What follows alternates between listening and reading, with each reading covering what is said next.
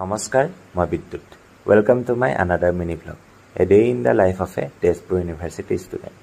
আজি ক্লাছৰ মাজত 2 ঘণ্টাৰ ব্ৰেক আছিল সো আমি কেইটাই ভাবিলোঁ এমিনিটিত গৈ একাপ চাহ খাই আহোঁ সেইফালে দেৱাশিষ ময়ূৰদীপ আৰু অভিষেক দা আৰু ইয়াক চাওকচোন ইও আমাৰ মাজত বহি আছিল তাৰ পাছতে চিন্ময়ো আহি পালেহি আমাৰ ওচৰত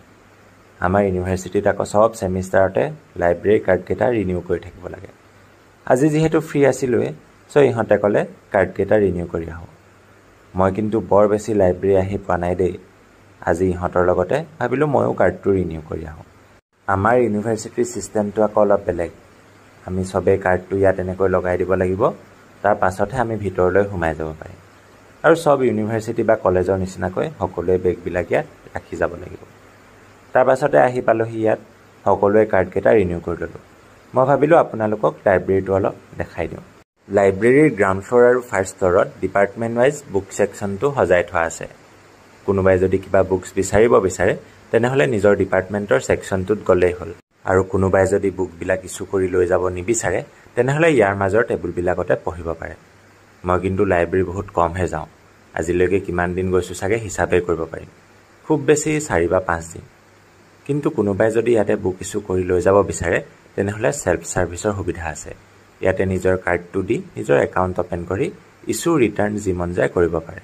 আৰু কোনোবাই যদি কিতাপ বিচাৰি নাপায় তেনেহ'লে ইয়াতে চাৰ্চ কৰি কোনখন কিতাপ ক'ত আছে গম পাই যাব পাৰিব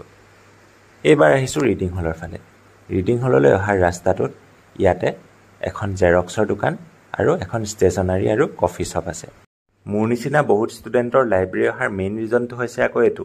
AC ইয়াত থাকি পঢ়া নহ'ব পাৰে কিন্তু টোপনি ভালকৈ আহে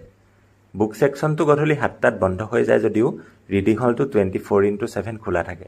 সব বহুত ষ্টুডেণ্টে ইয়াতে গোটেই ৰাতি পঢ়ি থাকিব পাৰে ইয়াতে এটা কম্পিউটাৰ চেণ্টাৰো আছে কাৰোবাৰ যদি নিজৰ লেপটপ নাথাকে তেনেহ'লে ইয়াতে বহি তেওঁলোকে কামবিলাক কৰিব পাৰে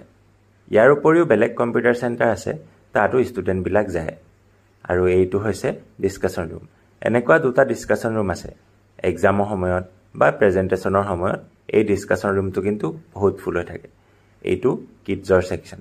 ইয়াতে সৰু সৰু ল'ৰা ছোৱালীবিলাকে পঢ়ি থাকিব পাৰে লাইব্ৰেৰীটোত ব্ৰেইল বুকছবিলাকো এভেইলেবল আছে কোনোবা যদি স্পেচিয়েল ষ্টুডেণ্ট থাকে তেওঁলোকৰ বাবে হুইল চেয়াৰ আৰু ব্ৰেইল বুকছৰ ধুনীয়া সুবিধা আছে অলপ পাছতে লাইব্ৰেৰীৰ পৰা বাহিৰলৈ ওলাই আহিলোঁ আমাৰ লাইব্ৰেৰীৰ সন্মুখত এখন ধুনীয়া গাৰ্ডেন আছে গৰম দিনত তাত বহিবলৈ বহুত ভাল ঠাণ্ডা বতাহ মাৰি থাকে আৰু গছৰ ছাঁ পৰি থাকে বাহিৰৰ পৰা আমাৰ লাইব্ৰেৰীটো দেখিবলৈ এনেকুৱা কেতিয়াবা যদি আপোনালোকে ইউনিভাৰ্চিটি ফুৰিবলৈ আহে আপোনালোককো এবাৰ